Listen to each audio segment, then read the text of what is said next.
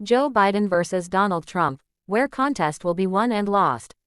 The Republican primary race is not officially over, but with no obvious pathway to victory for Nikki Haley, a general election showdown between two adversaries is coming into view. We are months away from the Democratic and Republican conventions, the moment when each party officially unveils its presidential nominee. But the 2024 election seems all but set in stone. The contest between Joe Biden and Donald Trump will be unique in modern history as a rematch between the current president and his immediate predecessor. Having two presidents running changes the nature of the race, says Todd Belt, a politics professor at George Washington University. This is a comparison, not just a referendum on the incumbent. There are no blank slates going into this election. The contrast will be simple, according to Sean Spicer, who served as Mr. Trump's first press secretary and worked for the Republican National Committee prior to that. For those people who say, well, during Trump, the policies of Donald Trump made my life better, more secure, made the economy and our communities better, it's a no-brainer. The Trump campaign has every motivation to go on the attack against Mr. Biden, in part to distract from his own weaknesses, including his legal troubles, his divisive rhetoric and his attempts to undermine the 2020 election results, which contributed to the January 2021 attack on the U.S. Capitol. But Mr. Biden also has key vulnerabilities, struggling to sell his first-term achievements and trying to convince the public he has the energy for the campaign and a second term. Is it time for America's elder statesmen to retire? Defamation defeat a double-edged sword for Trump. Already in this presidential race he is painting his predecessor as out of control and a threat to America and to democracy itself. Usually, that's what you do when you're running against somebody who's unknown in politics, says Susan Estrich, a Democratic author and analyst who managed Michael Dukakis' presidential campaign in 1988. But here, you've got somebody who's very well known, and you're just trying to prove he's a big risk. It's a rematch few Americans say they want, a bare-knuckle, nasty slog of a campaign, but it's a presidential choice that at this point they seem almost certain to get. Close race on a small map.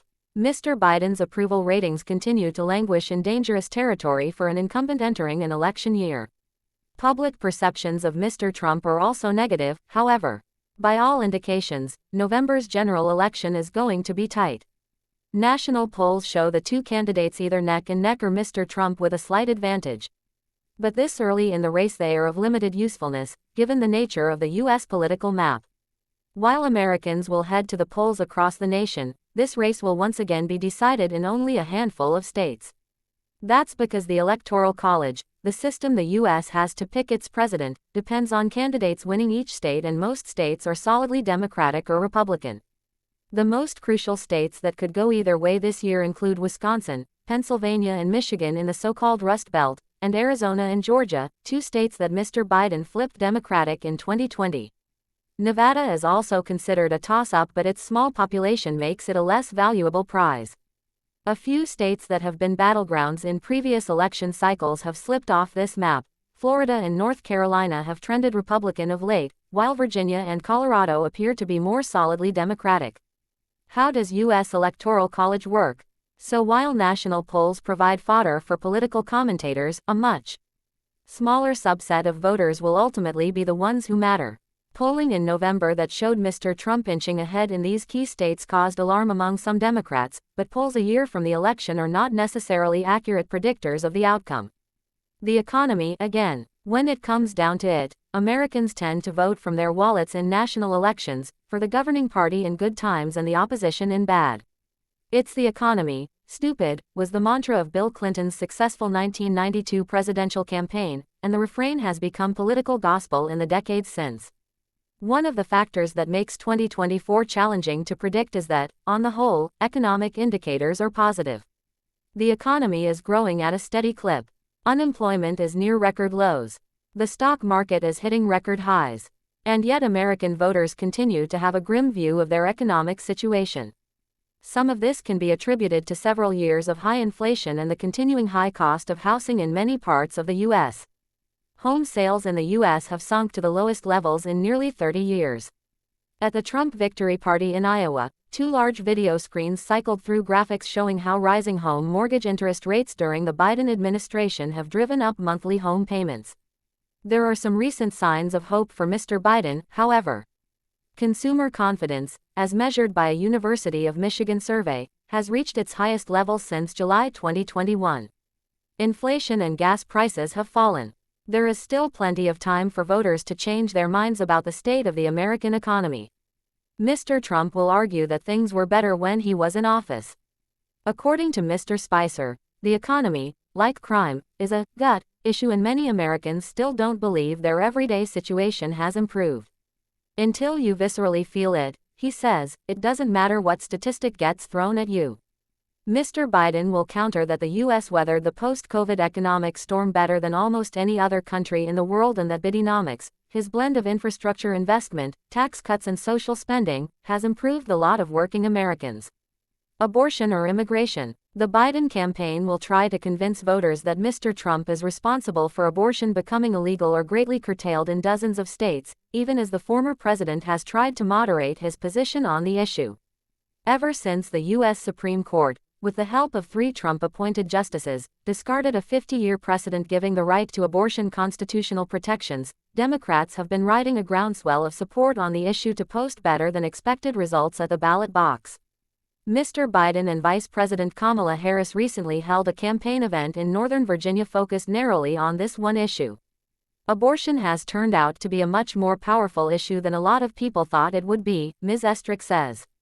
Everywhere it's been on the ballot, the pro-choice position has won. If abortion is the electoral issue the Democrats will be trying to elevate in the minds of voters, Mr. Trump and the conservatives will be doing the same for immigration.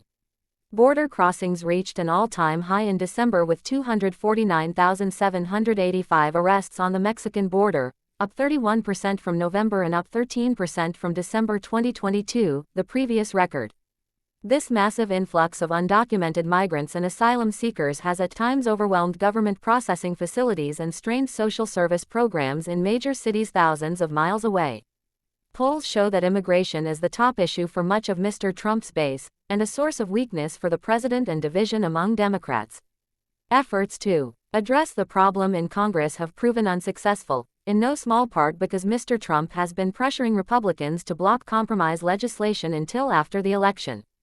The Biden administration has lost the argument on safety and security at our southern border, says Mr. Spicer. It's over. Other issues might also play a factor in the upcoming presidential race, including U.S. crime rates, the environment and climate change, and foreign policy.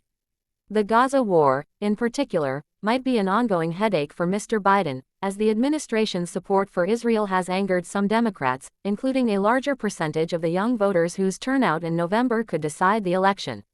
Known unknowns. The longest general election campaign in recent memory leaves plenty of time for the unpredictable to occur.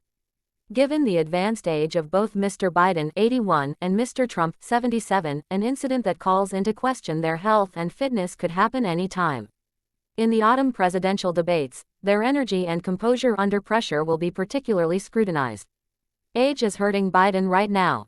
Everybody thinks Biden is old, say Ms. Estrick. The question is, will Trump show the signs of his age? Given that polls indicate a majority of Americans are dissatisfied with their 2 major party options, the environment is ripe for a third-party or independent candidate to emerge. Robert Kennedy Jr., the anti-vaccine activist, is already running, although he is only on the ballot in 1 state so far. The No Labels group, which has the backing of some deep-pocketed donors, may field its own candidate. Mr. Trump's legal headaches could also factor into the race. He faces 91 charges and 4 criminal trials. Although the indictments seem to have buoyed his standing among Republicans, a criminal conviction may be a different matter. According to an exit poll of voters in the recently concluded New Hampshire Republican primary, 42% said Mr. Trump would not be fit for office if he were found guilty. The timing of the former president's trials, some of which have been tentatively scheduled for March and April, is still in flux.